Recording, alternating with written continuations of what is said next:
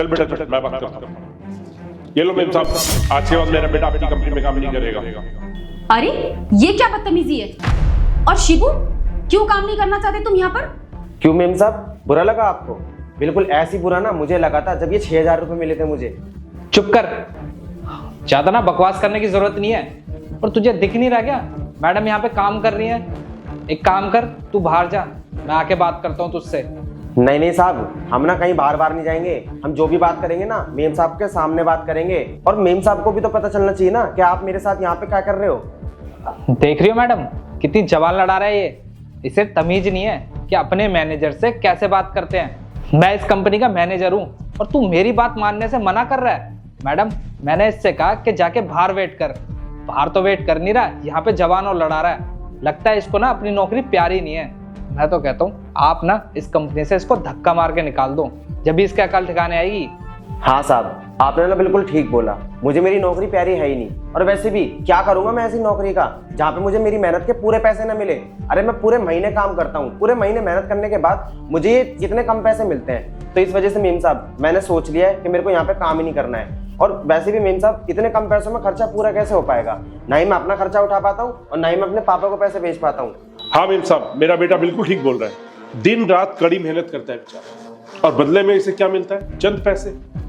आप खुद बताओ, इतने कम पैसों में मैं और मेरा बेटा गुजारा कैसे करेंगे? इसलिए मैं अपने बेटे को यहाँ से लेके जा रहा हूँ। मेरा बेटा आज से यहाँ काम नहीं करेगा। चल बेटा। रुको एक मिनट। राहुल, तुम मुझे बताओगे मेरे ऑफिस में ये सब चल क्या रहा है? अरे मैडम ये ना आपके सामने मुझे नीचे दिखाने की कोशिश कर रहा है। अरे नशे वशे करता होगा, इधर उधर पैसे फेंक दिए होंगे और आके बोल रहा है कि मैं पैसे कम देता हूँ। मेरे ऊपर इल्जाम लगा रहा है। अरे मैडम आपको तो कुछ पता ही नहीं है। ये तो कभी कभी लेट भी आता है, तब भी मैं इसकी तनख्वाह नहीं काटता। मुझे लगता है कि गरीब है, क्या इसके पैसे काटूंगा, इसलिए छोड़ देता हूँ। पर आज तो ये हद ही पार कर रहा है। आपके सामने ये मुझे नीचे दिखा रहा है। देखो मैडम, आज तो ये मुझे बोल रहा है, कल के दिन ऐसा ना हो ये आपको भी सुनाए। इसलिए मैं कह रहा हूँ इसको ना धक्के मार के यहाँ से निकालो और किसी दूसरे को रख लेते हैं। निकाल दो इसे यहाँ से। अरे साहब, आपको मुझ पे झूठा इल्जाम लगाते हुए शर्म नहीं आ रही? मेम साहब हम तो मीठा पान भी नहीं खाते हैं, नशे की बात तो बहुत दूर की है। और मेम साहब हम मानते हैं हमारे पापा ने हमें पढ़ाया नहीं है, लेकिन हम इतने भी गवार नहीं है कि हमें गिनती करनी ना आती हो, हमें हिसाब करना ना आता हो। और साहब हमें जितने भी पैसे देते हैं ना हमें अच्छे से याद है। ये बताओ शिबू, तुम्हारी तनख्वाह कितनी है? मेम साहब हम जब से आपके यहाँ काम करने के लिए आ रहे हैं तब से साहब हमें बस 6,000 रुपये तनख्वाह देते हैं। मेम साहब हम तो इस कंपनी में ज़्यादा रुक के काम करते हैं। हम सोचते हैं कि इस काम के हमें ज़्यादा बढ़ के पैसे मिलेंगे, लेकिन जब तनख्वाह देने की बारी आती है साहब हमें ये 6,000 रुपये देते हैं। मेम साहब इतने कम पैसों में गुजारा थोड़ी ना हो पाता है। जब यहाँ से छुट्टी हो जाती है ना साहब हमें अपने घर भी ले जाते हैं, अपने घर का झाड़ू पोछा भी कराते हैं, अपनी गाड़ी भी साफ कराते हैं। कई बार हम इनके घर पे काम करने नहीं जा पाते ना, तो हम अपने पापा को भेज देते हैं इनके घर पे काम करने के लिए। और साहब बोलते हैं कि इस काम के वो हमें अलग से पैसे देंगे, लेकिन जब तनख्वाह देने की बारी आती है साहब हमें इतने कम पैसे देते हैं। मेम साहब हमसे इतने कम पैसों में गुजारा नहीं हो पाएगा। आप एक काम करना, आप किसी और को ढूंढ लेना, हमें यहाँ पे काम नहीं करना, हम जा रहे हैं यहाँ से। क्या 6,000 रुपए? लेकिन तुम्हारी सैलरी तो 15,000 रुपए है।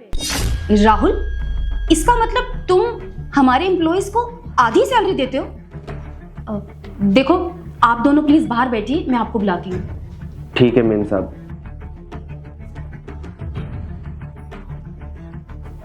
अरे मैडम आप कहाँ इनकी बातों में आ गई? ये ना झूठ बोल रहा है बिल्कुल। चुप रहो राहुल, बिल्कुल चुप। और कितना झूठ बोलोगे? तुम्हारी सारी हकीकत ना मेरे सामने आ चुकी है।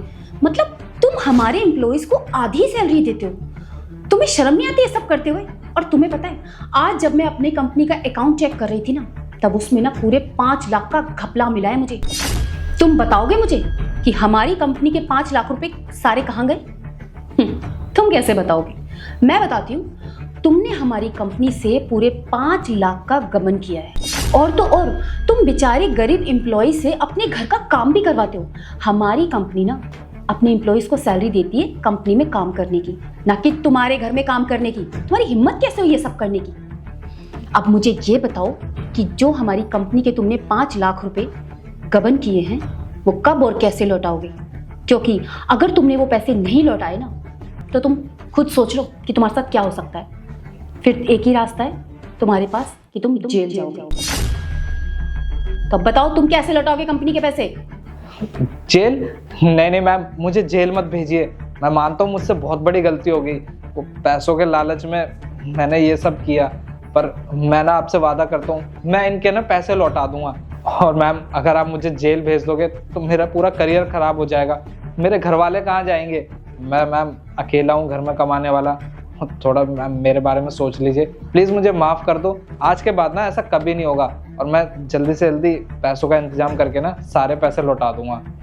हाँ, पैसे तो तुम वापस करोगे ही करोगे, और जो तुमने इस कंपनी के एम्प्लॉयज के पैसे खाए हैं ना वो भी तुम ही दोगे। इस कंपनी का जितना भी लॉस हुआ है वो सारा तुम भरोगे, और आज के बाद ना इस कंपनी में दिखाई मत दे जाना था। चलो निकलो यहाँ से। ठीक है मैम, मैं जाता हूँ।